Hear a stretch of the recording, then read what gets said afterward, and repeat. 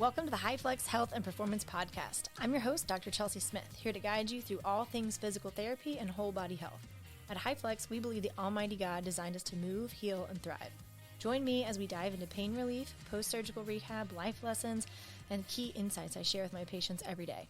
Let's move better, heal stronger, and live fully. All right, welcome back. Episode 8. We're moving along. Today's episode is called Healing Happens at Night. So we're going to talk about the sleep-pain connection. And I think this is one of those topics that people just generally have this understanding of like, I know I need to get like 8 hours of sleep, but they really don't understand why they need to get sleep. I'm not a big advocate of an exact number. I think it depends on the person. It's more if you're getting actual restorative sleep. Some people operate better on 6 to 7. Some people are better on 7 to 9. Some people, it just, depends on your body. I'm not here to stress you out and say you have to get an exact number because I think sometimes we obsess over data points, particularly in an age where tons of people are tracking their sleep with watches and rings and stuff. So I like looking at quality more than totally obsessing over exact hours. But anyways, we're going to talk about that. So first thing that I think we should dive into is just the fact that what sleep actually does. It's like, yes, it makes us less tired. We know our mind feels more rejuvenated when we have slept well, but it actually is when our body repairs. It's when all of the healing happens. Tissue regeneration, hormone regulation, memory consolidation, all of that happens when we sleep. So during deep sleep, growth hormone is actually released, which helps rebuild muscle, tendon, fascia, everything like that. And if we never fully enter a deep restorative sleep, or we don't prioritize sleep at all, you're waking up a whole bunch, or pain is waking you up, all these things, you get stuck in a cycle where you truly just don't enter a full rest and digest where that body healing process can thrive. So an example that I thought was pretty interesting the other day is, so I have a patient who has some shoulder pain. He'd had a bike accident. He had moved a couple bags of mulch, things like that. Nothing really, just teed off like, man, that hurt my shoulder. But he started developing shoulder pain that was primarily bothering him at night. When he would sleep on that side, he'd get a lot of aching. He'd have just this uncomfortable, he'd have to get off that side.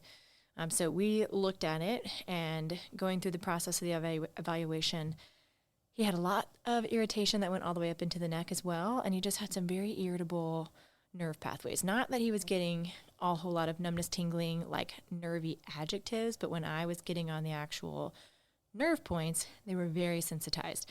And so what nerves do is they carry motor and sensory signals. And there's one nerve in particular called your suprascapular nerve, and it does all things motor to your rotator cuff, and it also does sensation to your shoulder joint and to your AC joint. And that was just hot on him. And that also stems from lower cervical. And so nerves are communicating pathways. This is what I try and educate my patients on. So I'm always going to look higher up the chain and see, is your entire pathway irritated? Is it just locally irritated? And I could reproduce a lot of his shoulder discomfort by pushing on certain spots in the side/front of his neck, like in the scalene area where this nerve kind of exits. So anyways, that's just some background on it. Well, he had been doing better, not amazing, not like, we were 2, maybe 3 visits in. And typically I tell patients, that 8 visit window tends to be the sweet spot where we have enough time for strength to start kicking in and carrying over. We have enough time for things to get calmed down. And you really see that like, oh, wow, I actually haven't thought about it in a while. I haven't been waking up with it. So anyways, we're 2 or 3 visits in. Things have been going in a positive direction. And he came in and I asked him, I was like, hey, how's everything going? How is sleep? And that's a big question I always ask in the evaluation anyways. What's your sleep quality? How has it been historically? How is it right now? And he told me, he's like, man, actually, I had to take an Advil. He's like, I had been doing better, I thought. And then I actually had more pain in the night. And I was like, I was like, so did you take this Advil like in the middle of the night? Did you take it before you went to bed as kind of a preemptive, like you had it bothering you the night before, and so you wanted to jump ahead of it, or like what? Walk me through what was going on. And did you have more issues during the day? Were your functional activities more limited? Did anything change? And so we're kind of going through all the questions. And at first he was like, no, nothing has changed. I haven't done anything. I've maybe not done my homework as many days as I should have, but nothing really has changed. Well, then he starts divulging other information that he didn't really think was super relevant, but his wife is sick, and work has been very stressful. And his sleep quality has been very poor because his wife has been coughing and sneezing, and she is in the bed. So once we start talking about that, I'm like, well, hold on. So you have had multiple nights before this episode of having increased pain where your sleep was pretty much trash because you're waking up a bunch because of your wife being ill. And you had a lot of work stress on your mind. So your sleep quality has been poor. And he's like, yeah, you could probably say that. And I was like, okay, so there are things that are different that can play a role here. And he was like, yeah, no, I guess you're right. I have slept a lot worse and I have had a lot more stress. So and it's not to say that the only reason that his shoulder was hurting more, but it's something that I really want patients to be aware of, because when you don't get that good sleep quality, your nervous system can be more sensitized. It can increase your sympathetic tone, if we want to go into some fancier words, aka just puts you more into that fight or flight, harder for muscles to relax and repair. The vagus nerve that we've talked about in prior episode, so it calms down through deep sleep.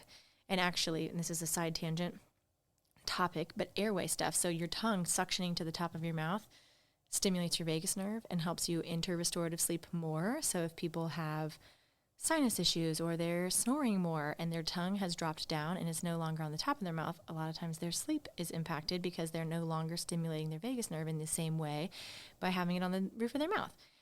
Anyways, so coming back to the topic though, so that parasympathetic rest and digest, which is what promotes healing, if we're not fully entering that because we have had disrupted sleep and increased stress, then we can see an increase in sensitivity of the nervous system, which can be perceived as more pain. So this is something called like the sleep stress pain triad is kind of a way to look at it. So chronic stress disrupts sleep. I think everybody here can attest to that, of like when you've had episodes of high stress, your mind is racing, you might wake up more, you just feel like maybe you slept and you're like, I'm still tired, I did not sleep great. Poor sleep heightens pain, and then heightened pain can also keep you from sleeping. So it's just a loop of dysfunction that we can get in. And so this is where physical therapy can be very helpful, because the manual interventions that we're doing can help decrease stress, decrease pain. ANF, a tool that I've talked about before, this can also help improve sleep because it is also helping the body jump into that parasympathetic healing state, which all promotes better sleep, which means that we can recover better. And then there's also just things that I encourage my patients to do in general. So making sure you have good sleep hygiene. Oops, I just dropped my phone. So tangible tools, how we can kind of just in a basic way look at sleep. So routine is often helpful, having a similar bedtime, similar wake time. Circadian rhythm is very important. So when you wake up in the morning, making sure you actually see sunlight, like telling your brain, hey, it's morning time. And seeing it get darker outside, I think, is a huge deal. Winding down strategies looks different for everybody, but you can work on breath work, working on some diaphragmatic breathing, reducing screen time. And I feel like people have heard these things, but it truly makes a big difference. But no screen time an hour before bed. I'm very guilty of this. I will fall asleep for a second with my toddler, roll over, check something on my phone, and then 20 minutes later, I'm still scrolling. And then I wonder why I can't fall asleep as easily. And it is because screens and blue light can totally mess with sleep. But making sure you have enough magnesium in your diet, that can be things like potatoes, bananas, or a supplement of magnesium, or some herbal teas. Tart cherry juice is actually really nice for helping promote sleep. And then as a faith-based person, can't speak today, spiritual piece. So ending the day with reading scripture or praying, that can also lower just kind of the chatter in your mind and reduce the worry. So as a person that has previously had just a lot of sleep issues, I have a tendency to have nightmares. Like, I wouldn't say night terrors, but I would say for a season of my life, 95+% of any dreams I had are extremely vivid and usually very stressful or traumatic or violent or something wild. And I don't know if it's just my body's way of processing stress or if it is some spiritual warfare or really what it is. But I had a mentor that just really leaned into me and was like, you really need to be praying scripture over yourself and over your home.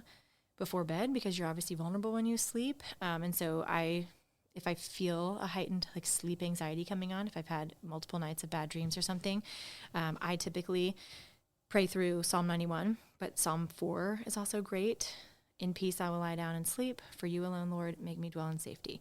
Just something to really be praying calm and peace over yourself can be helpful.